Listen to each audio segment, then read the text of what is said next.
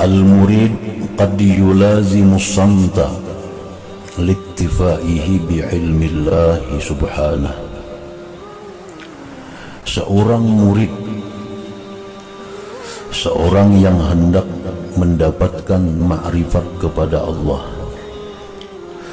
terkadang dia itu melazimi akan diam,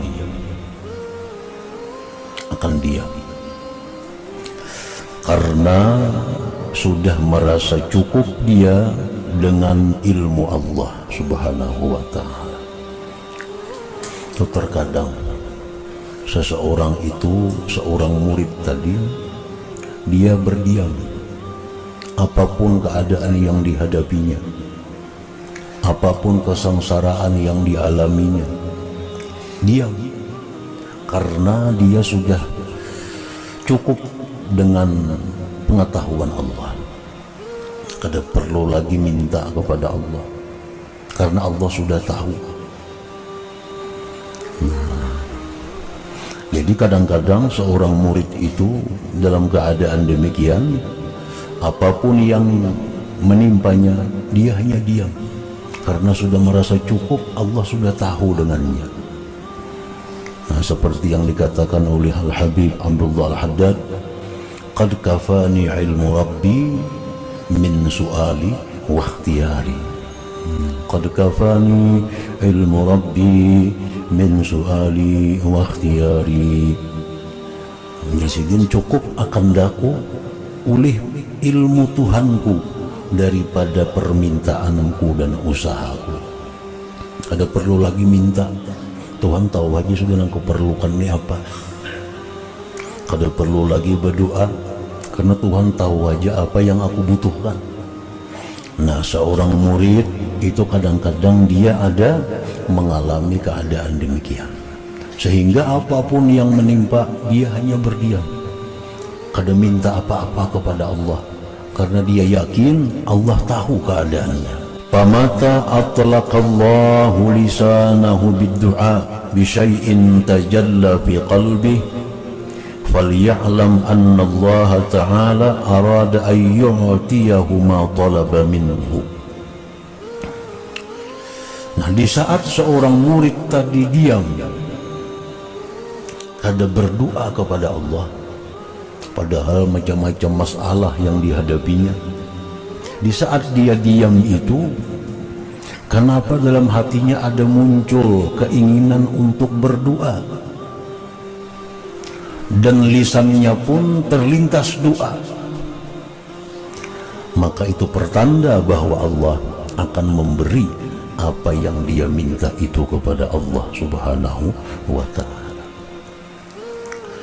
Nah, kenapa biasanya kada pernah ada hendak minta-minta lawan Tuhan? Karena sudah merasa cukup, Tuhan tahu aja keadaan. Itu sudah dijalani demikian. Kenapa hari itu dalam hatinya ada keinginan hendak berdoa? Lisannya pun terlintas mengucapkan permintaan. Nah, itu berarti Allah subhanahu wa ta'ala menghendaki memberikan apa yang dia minta. Ini bujur-bujur ngarannya, doanya itu dari Allah, bukan dari nafsu. Nah, bila doa itu memang datangnya dari Allah, lalu terlintas di hatinya, lisannya menuturkan apa yang di hatinya, maka itu Allah akan mengabulkan. Qala an-nabiy sallallahu alaihi wasallam, man u'tiya ad-du'a lam yuhramil ijabah. Barang siapa yang diberikan doa, maka dia tidak dicegah, akan diperkenankan. Artinya kalau kita berdoa itu memang datangnya dari Tuhan, terlintas dalam ucapan kita apa yang kita butuhkan, maka itu akan diijabah oleh Allah, akan dikabulkan oleh Allah. Wa qala an-nabiy sallallahu alaihi wasallam, man udhina lahu bid-du'a faqad putihat lahu abwabur rahmah. Barang siapa yang diizinkan baginya pada berdoa, maka sungguh dibukakan baginya pintu-pintu rahmat Allah subhanahu wa ta'ala. Nah, Para muhibbin rahimakumullah. Jadi kenapa doa kita itu biasanya kada diijabah oleh Allah? Doa-doa kita itu kada dikabul oleh Allah karena salah satu penyebabnya doa itu timbul dari nafsu kita, dari nafsu, bukan dari Allah. Andai kata doa itu memang datangnya dari lubuk hati yang paling dalam dan itu dari Allah, lalu lisan kita mengucapkannya, maka Allah akan mengabulkan doa itu. Jadi orang-orang salihin, orang-orang arifin, sebelum mereka berdoa kepada Allah, mereka terlebih dahulu mengetahui dari mana datangnya geritik hati untuk doa ini. Keadaan susah, keadaan sulit, keadaan dalam masalah, dalam hati keinginan timbul lawan Tuhan nak berdoa. Nah, mereka kada akan langsung berdoa sebelum tahu bujur bahwa datangnya geritik hati untuk berdoa ini adalah dari Allah Subhanahu wa Ta'ala. Karena bila demikian, doa itu kada sia-sia, doa itu akan diijabah oleh Allah. Para muhibbin rahimakumullah. Wa ma su'ila Allah syai'an ahabba ilaihi minal afwi wal afiyah. Rasulullah tadi menyatakan bahwa tidak diminta Allah sesuatu yang paling disukai Allah daripada kemaafan dan afiat. Misal dalam hati kita ada timbul satu geritik yang kita yakini ini dari Allah, menyuruh berdoa, tapi kita kada tahu doanya doa apa.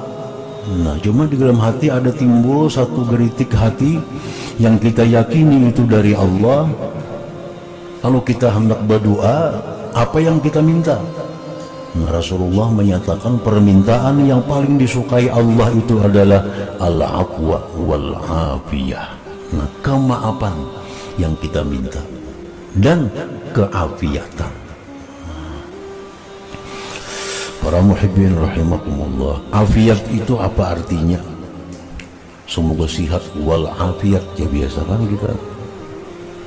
Nah, para ulama menjelaskan afiat itu artinya as-salamatu minal makruh dunia wa ukhra. Itu arti afiat, selamat dari hal-hal yang tidak kita inginkan dunia akhirat. Yang paling mantap sudah tuh. Ringkas, afiat artinya apa? Selamat dari perkara-perkara yang kita benci, baik di dunia atau akhirat. Nah, jadi kalau kita ada kesempatan sempit berdoa, ini mun panjang kali cukup waktu, atau kalau panjang kali cukup tempat. Rata mengucap pikir aswad kan misalnya, berdoa panjang ditarik kurang. Nah, apa yang kita minta? Afiat, afiat, selamat dari hal-hal yang tidak diinginkan dunia akhirat. Nah, apalagi selamat dari hal-hal yang tidak diinginkan dunia dan akhirat. Nah, jadi dalam hati kita bila mana timbul satu kehendak yang kita yakini itu dari Allah, menyuruh berdoa, doanya apa kalau bisa. Nah, minta lawan Tuhan al-afwa, kemaafan, wal afiyah dan afiyah. Jadi bukan hanya sekedar sihat, lebih dari sihat, afiat ini.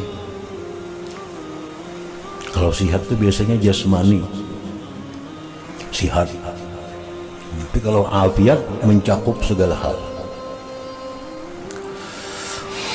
Para muhibbin rahimakumullah, Sayyidina Abbas, paman Rasulullah SAW, pernah datang kepada Rasulullah minta ajari doa.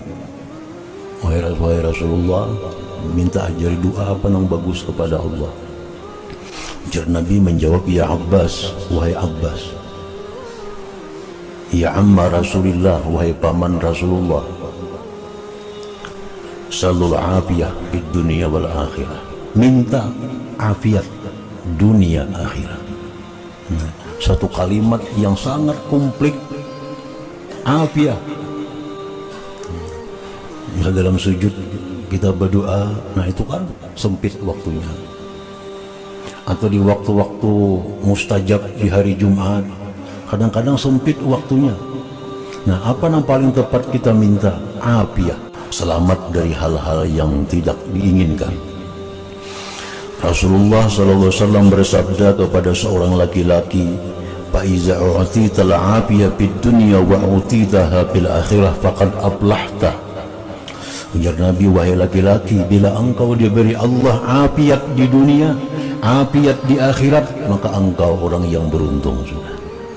Orang beruntung.